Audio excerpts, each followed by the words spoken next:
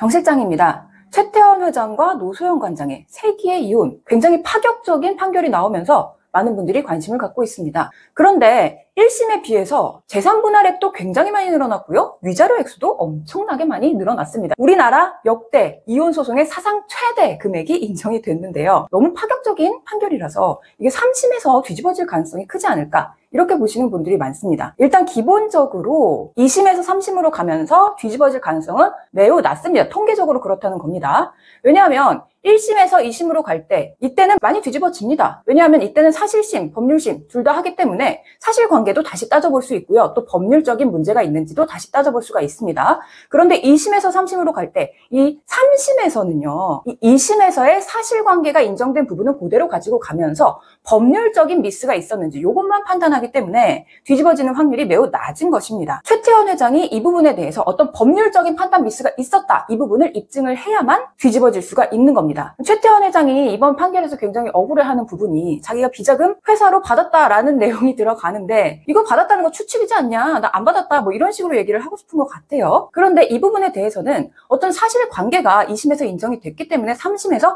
안 받았다라면서 사실관계를 바꿀 가능성은 없다, 거의 없다, 이렇게 보시면 됩니다. 법률심이지 사실심이 아니기 때문에 사실관계가 맞는지 틀리는지 이거를 다시 들여다보지 않는다는 겁니다. 다만 여기서 최태원 회장은 이런 주장을 해야 되겠죠. 재산분할의 대상에서 어디까지를 그 범위로 하느냐, 이런 주장을 할 수는 있겠는데요. 주식도 원칙적으로는 재산 분할의 대상이 될 수 있고요. 상속을 받은 것이라 하더라도, 특유재산이라 하더라도 그 재산의 유지나 증식에 기여했다면 재산 분할 대상이 되는 게 맞기는 하거든요. 법리 자체가 분명히 있기 때문에 이거를 깰 방법이 쉽지는 않을 것 같습니다. 그리고 두 번째, 위자료인데요. 위자료도 굉장히 파격적이죠. 위자료가 높게 산정된 이유 모두 다 아시죠? 최태원 회장이 일부일처제를 사실상 무시하는 그런 행동을 막 했기 때문에 그렇습니다. 제가 생각했을 때 너무 나쁩니다. 이런 행동을 했다 안 했다, 이거 가지고는 또 3심에서 뒤집어질 가능성이 거의 없다는 겁니다. 그럼 최태원 회장은 어떤 주장을 해야 될까요? 이 위자료 액수를 산정하는 데 있어서 이런 요소를 고려해야 된다라는 그 법률적인 판단에 미스가 있다라는 주장을 하겠죠. 그러니까 예를 들면 뭐